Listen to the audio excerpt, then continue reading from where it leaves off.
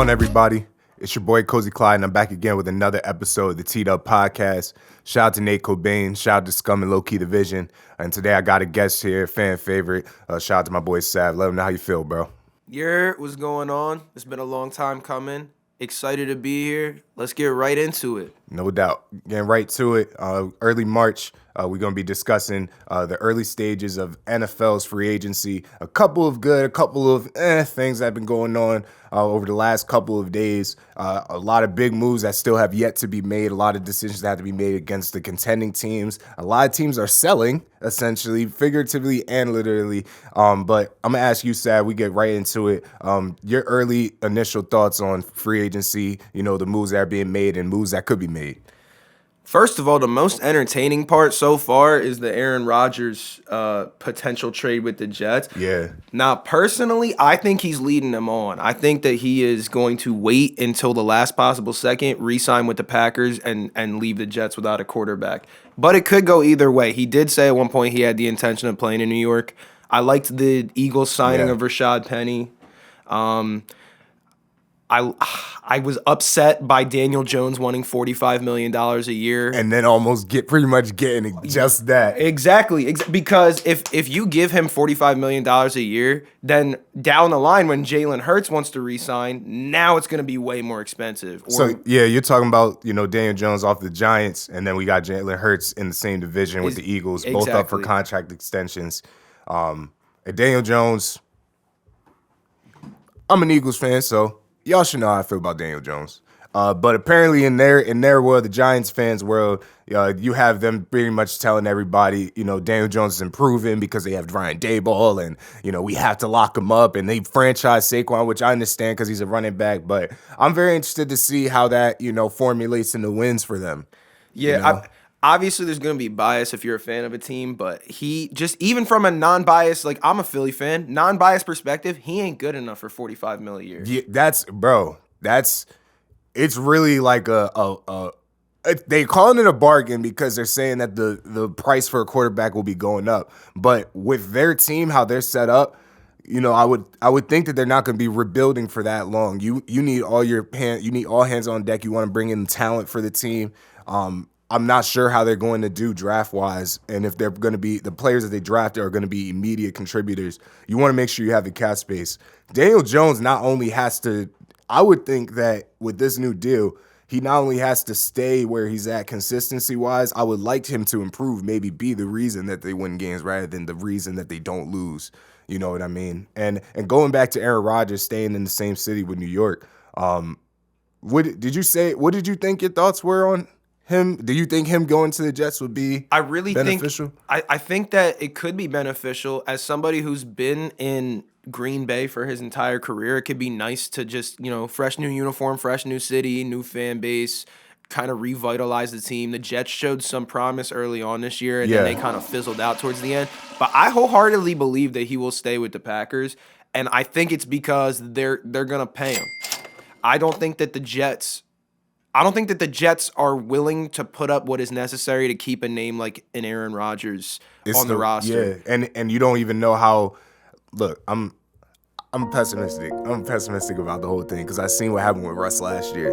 You're paying that quarterback that much money, and two, you don't even know with Aaron Rodgers. One day he'll be your franchise quarterback. The next day he might retire. You know what I mean? Because he didn't like how practice went that day. And there was a lot of excuses this year. There was, he didn't play well because they didn't give him any weapons, or he didn't play well because his O-line didn't show up. Look, he's 39 years old. It's okay. He's going to have a decline in production at some point. Tom Brady had a decline in production this last year. So, you know, you could honestly just go all in on this guy, and then you're stuck with him, just like the Broncos are with Russ right now. So it's a really scary situation, but I personally think he'll stay with Green Bay just because of the history with the organization. Here's the thing about it, though. I think because I see it from a different perspective. I think that he's staying in Green Bay, but I think from both sides it won't be like a reunion where everybody's happy. I think Green Bay wants to get rid of dude. And honestly, and the Jets, first of all, let me talk about the Jets. I'm going to actually jump to this for a second. When you have Zach Wilson as your quarterback currently that you're going into next year with. I don't care if Green Bay is asking for 4 first-round picks. I don't care if they're asking for 4 first-round picks, a private jet, 50 million other players to add to the team, another $100 for dinner. I don't care. You give all that up for Aaron Rodgers. However, Jets fans need to understand this is not going to be like a 3-4 year window. Y'all got like probably what? Like 1 year to do this? Like in They my got 1 opinion, year. Yeah. if you're gonna spend Aaron Rodgers money or somewhere in that ballpark, Lamar Jackson was just sitting there for weeks waiting for anybody to give him an offer. Like, sign a young guy. And he's younger, too. Because then you can build your franchise around this guy, and he'll be there for at least 4 or 5 years. Like, the Aaron Rodgers thing made no sense to me. I understand it's a big name. He's the king of Hail Marys. He's been doing this thing in Green Bay for a while. He's a Super Bowl winner, but at a certain point, just go for the young guy. And that's what the Packers have. They have their young guy already. Yes, would it suck if they have Aaron Rodgers just sitting on the team and he's not even playing and, he's eating up salary? Absolutely. But if I'm the Packers, there ain't no way in the world. Like, with anybody with Lamar right now, it's the price has to be 2 first-round picks, no under, no over, right? So what the Packers are looking back at their time is, motherfucker, like you want us to suit your Aaron fucking Rodgers. I'm milking your team that you want to go to out of every resource that they have. Right. And when you do decide you're going into a division where, even the Patriots, they're not as great as other teams, but they still got Belichick. You're going into that division. You say that y'all are Super Bowl contenders. Y'all still got to get out of that division, out of the conference. Yeah, we milking all that. And all that. You got to remember that it's a little bit more competitive of a division, especially with the signings. I mean, the Patriots picked up Mike Gesicki yesterday, and I think that was an incredible move. That was a great move for them. I think that he's going to be the best tight end for their team since Gronk played. They need a big guy down the field who can make those catches and just plow his way down the field. So, yeah, I think that especially last year, Aaron Rodgers' division was not competitive. I mean, the Vikings kind of just dominated the entire division the entire time. So, yeah. in a more competitive division, I just don't know at 40 years old if he's going to be able to keep up with these guys. Yeah, and honestly, at a certain point too, you start to realize, you said it yourself. It's okay that a quarterback is over the hill. And it's also okay for that quarterback to be paid a commensurate. Teed up, baby, teed up. Shout out my engineer. Shout out the executive producer Nico, man, giving us a nice message. Yeah. All right, so but going back to the point, like when you have a quarterback making so much money that's eating up the salary cap, you need to ensure that. Can you look me in the eye or look anyone here in the eye in the room and say, yes, Aaron Rodgers at this point in his career gives us a chance with our team, how we're set up, and the teams that we have to play against in our own conference. Does he give us the best chance to win a Super Bowl? Or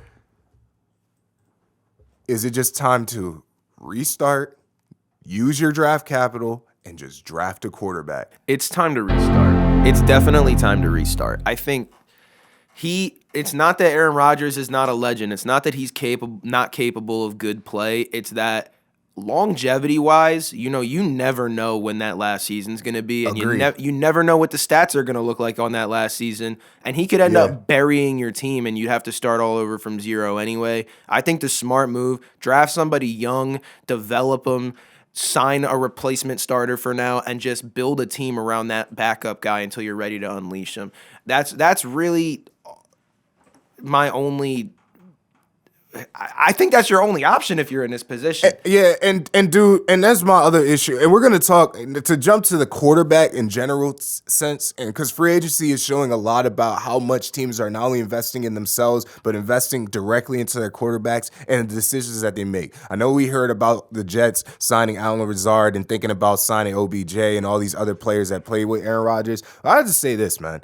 A lot of quarterbacks get off the hook for like lack of performance, like AKA Derek Carr last year. You know what I mean? With the Raiders. A lot of players they're getting told by their fan base and the media, they're getting hyped up and getting told, oh my God, they don't have enough weapons. If they were on this team, if they had these amount of weapons, they would be so much more successful. And a lot of these quarterbacks have to understand, with the money that you're getting paid, we can't bring it. You know what? You know why Jalen is so successful besides, his work ethic, the intent, everything, Jalen, is because of how his contract was set up. You're able to bring in A.J. Brown on a $20 million a year deal. You're able to draft Devontae Smith high in the draft and not have to pay him for a couple years. Knock on wood, Eagles fans. There's going to be a point where Devontae also has to get paid. We also need a slot receiver. We also have Dallas Goedert, who's I still think is one of the best tight ends in the league, no doubt, but he's going to get up there because he blocks, he does everything out there on the field. He's going to get up there in age and attrition. Can we talk about this for a second? For sure. You just said we need a slot receiver in Philly, and we do, because Zach Pascal is gone. First of all, I hate Zach Pascal. I hate Zach Pascal because, in my opinion, if the ball touches your hands, you got to pull that down 3 out of 4 times. And that's why I hate Quez too. And Quez is no better. In the Washington game that we lost, deep ball right in his hands. I went to the game. I actually was there. I was talking to Mike about this. And look, man, shout out to my guys. Look, everybody around me, they know how I feel about what happened at that game. I'm not really as upset as I should be, but we're gonna keep that off. We're gonna keep it off the record. Look, man, I'm at the end zone, like near the side. I'm with my boy Colin. Shout out to my boy Mr. Ballin, man. And we're chilling. We're up. Now the Eagles are losing, yeah. But we're like, all right, we did this before. We're gonna come back. It's easy. Jalen, as usual, cooking up, goes deep. He looks deep. He put trust in Quez. He said, yo, do what you got to do. Score that for me. This is your moment. Quez catches it. Everybody starts cheering. I'm like, that something's off. Like, why did he fall? But then I'm like, damn, nobody touched him. So hopefully he can run into the end zone. He gets up immediately, ball just starts like flying away. Everybody's still cheering because they don't understand what's going on. Washington picks up the ball, starts running like 30, 40 yards. I was like, this is the draft. Look, I would love having OBJ, but that's gonna be too much money. It's way too much money, and the potential for. He's old. He's dealing with injuries, injury history, all that stuff. But let me say this, man. A lot of these, and that was my issue with Miles too. He's a fumble machine. A fumble machine. But it's really. A lot of players get so much pressure put on them during their contract years or the year that they get put on the option. These players got to focus in more, man. They got to focus in more on what's important. And I just to elaborate on that, Miles Sanders acted like he had been shot when he found out that we weren't re-signing him. And I can't understand why, because if you look at the performance besides this past year, he fumbles the ball all the time. And even this year, he didn't fumble a lot, but when he did, it was crucial moments in the game that could have made or break a win or a loss. Very annoying. You're not getting re-signed. It's just not happening. For the price that you want. And now if Carolina's willing to pay you that price tag, which I heard that they are doing, they're signing them, then all good. But certain teams need certain things at a certain point in time. The Panthers can do that because they're most likely drafting a quarterback very high in the draft. They don't have to worry about paying him $10, $20 million a year out from the outset, and they're probably going to be running the ball a lot. Right. What we need right now, and that's why I love the Penny signing, because yes, I know a lot of people immediately pointed out Penny's injury history with Seattle, but what people didn't point out was when he did play, and he played like sparingly in a running back by committee system. He led the league by far in yards per carry by running back. You also got to remember that the Philadelphia Eagles have the best offensive line in the National Football League. By far. Jason Kelce just announced that he was coming back. We have a really solid front.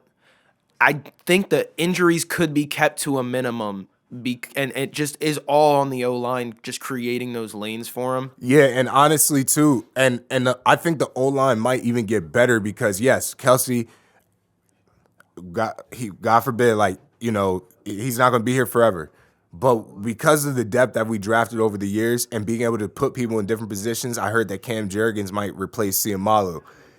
They're getting young and they're fresh and they gain confidence from being in all those playoff games over time. When you have that O line and you also have the D line, of course, what happened in the Super Bowl, we won't talk about it. But like when you have the D line doing what they have to do throughout the game and throughout the season, it makes all the other weapons jobs so much easier. So going back to Miles, with that being said, when you have an O line like that, I don't need you cutting it. Signs of shady. I don't need you cutting it outside and losing yardage as a result. I need a penny type of running back that's going north and south, straight up. Give me 5 yards immediately before you even get touched. We're going to score every single time. And that's what I didn't like about him is that he cannot cut to the inside of the field. He's physically incapable of it. He's always got to hit an end around. He's always got to go up the sideline. And you're not gaining those crucial yards on 3rd and 3. You're not getting those yards on 3rd and 5. Exactly. You're getting 2 yards and we have to punt. And it's unacceptable. And I'm not saying we need a power back, but we need somebody who's going to take I think we do. I think we do. But here's the thing. Power backs, that doesn't mean we need to go all the way and grab a Derrick Henry. Now, would Derrick Henry be great for us? Absolutely. But with the price, remember, it's all about the price tag and having to pay. We have to pay Jalen so much money. It's all salary cap. You know what I mean? Yeah. We just need a bruiser, somebody, and once again, we do running back by committee anyway. It's not like we need a running back that's going to be doing 400 carries or 400 touches. You know what I mean? You get Penny in there in the beginning of the game. You get Boston Scott in there on 3rd down. You get Kenny Gainwell for any receiving situations or in the red zone. It's so easy.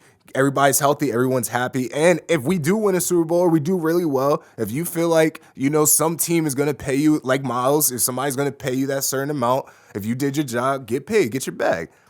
I just want to be winning, though. I just want to win. Yeah, I just want to be winning. I feel like, obviously, you guys already had the episode about the Super Bowl. I'm still hurting a little bit. For sure. I think that we had multiple opportunities to win that game. It didn't happen. But I think that if we continue what we've been doing with the front office and how he continues doing what he's been doing, that we will be back within the next 5 years and we will win another one. And honestly, too, it really could be in the next 1 or 2 years. And it leads perfect into our last segue into like our last topic, which is our free agency and what we've done over the time. I'm not going to talk about the departures just yet because that's just going to come with time. But before we go to the departures, additions, retaining Kelsey, retaining Fletcher Cox, retaining Brandon, bringing back the key cog. I'm kind of concerned about Fletcher Cox. Me too, but I think they're doing this strictly off of depth purposes and being a mentor. I don't think he's going to be out there a lot during this year. I don't think he should be. I think that when Brandon Graham is surpassing you in sacks on the year, that's when you know it's almost time. It's almost time. And look, I love Fletch. I love everything he's done for the team and for the city. I love it. I just don't think that in the future that's the option. I do think that Brandon Graham was key. I think that Kelsey was key. I'm upset about Darius Slay, though. That was a very interesting situation that occurred. Now, if people that aren't aware of what happened, Darius Slay was seeking more guaranteed money on the final year of his deal, tried to rework out an extension. Then was given permission to seek a trade that's another team could pay more money or more guaranteed money. Apparently that didn't come into fruition. He was released about 24 hours before re-signing on an extension. Now there's a little bit of confusion whether it's a 3-year deal or a 2-year deal. But what I heard was a $42 million for 3-year deal with $23 million guaranteed. Which segues over to you. What do you feel? Because I feel like I see where you're about to head with that. People are gonna get upset, obviously, but it's really based off production. I feel like, yes, you can say that he shut down Justin Jefferson in the Vikings game. He did. Yeah. I mean, that's why we won the game. But as the season continued on, less and less picks. He's leaving more guys open. And it really, you could see it in the Super Bowl. Yeah. At least Bradbury tried. I know the holding call was some bullshit, but he was there. He was right on Juju.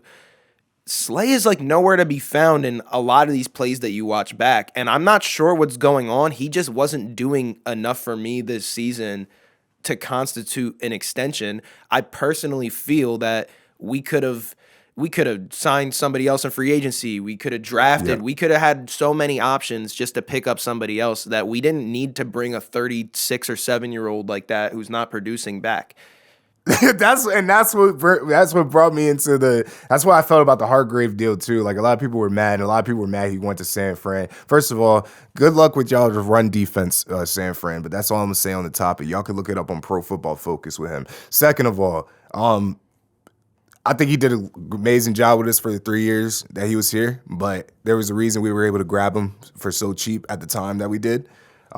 And I think having to pay $20 million to a player that's not doing this, but kind of like stalemating like that, and having him go to your rival, I'm very interested to see how that works out for them. The fact that he was asking the 49ers. he was asking for that much money, but he must not know our front office because D linemen come in and out of Philly like it's a revolving door. And you will see your replacement. You will be playing alongside your replacement for the most part. Well, and not only that, I think that your replacement will be outplaying you at this point. Yeah. I mean, it's really he's a decent player. He was in the backfield a lot this season, but yeah, he wasn't worth what he wanted. And I'm glad that we didn't bring him back. I think that he's better than Fletch has been performing, but I do think I do think that we can rotate it. Just also guys like Ndamukong and Sue that we're letting go, and then we picked them up on like 1-year deals. Like again, they'll all be replaced this season, and I think that the replacements will be playing much better than they ever did and fresher for sure. For sure. So, but last question I got for you. What's the timetable you think we have on Jalen's deal? You think it's coming within the next couple weeks, or any like within the next month or so? What do you think on that? Personally, I would have already re-signed him. For getting, extended his deal. Just for getting the team to the Super Bowl again, 5 years after the last one. Like, that's incredible just for how young he is. I mean, numbers don't lie. You can look at the statistics on the season. He put up amazing numbers. I would have already extended him. I think that we can expect it before next season. I'm not too sure about when that'll happen. I was hearing rumors about it happening before the combine, but obviously they didn't come to fruition. So we're just going to have to wait and see on that. But I mean, yeah, if I was Howie, he would have already been on a much bigger deal. Yeah, and obviously because, we brought up in the beginning of the episode with Daniel Jones getting that big contract does make it a little bit more difficult for us to talk numbers with Jalen. But I'm thinking like right before June, before like the official season starts and training camp starts, we get him locked in, and that will alleviate a lot of concerns or any other questions that the fan base has free agency wise on how we keep retaining the great players and bringing in new ones and getting rid of the ones that may be on a slight decline. We usually have a decent salary cap balance. Yeah, so for sure. I'm not too concerned. So I think everything should work out the way it's supposed to coming up, as long as we're being smart about the deals that we're offering. And unfortunately, that means we are going to have to let some people walk in the next couple of years that are fan favorites right now, but I don't think that necessarily sinks the team. Yeah. I think it encourages us to go seek new talent. And that's what we're always going to continue to do. As just like the guests that we bring into the podcast, we got to just keep bringing in talent. So with that being said, bro, I appreciate you hopping on, man. I'm excited for what we got going on in the future, especially with the new decisions coming up free agency wise and the draft coming up. So I'm gonna need an update on how you feeling that within the next couple episodes. Man, absolutely, for sure, absolutely. But yeah, with that being said, once again, it's your boy CozyClyde. Shout out to Nate Cobain. Shout out to Low-Key Division. Shout out to my boy Sav.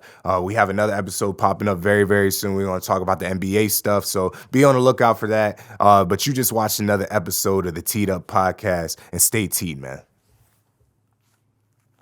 Wowzers.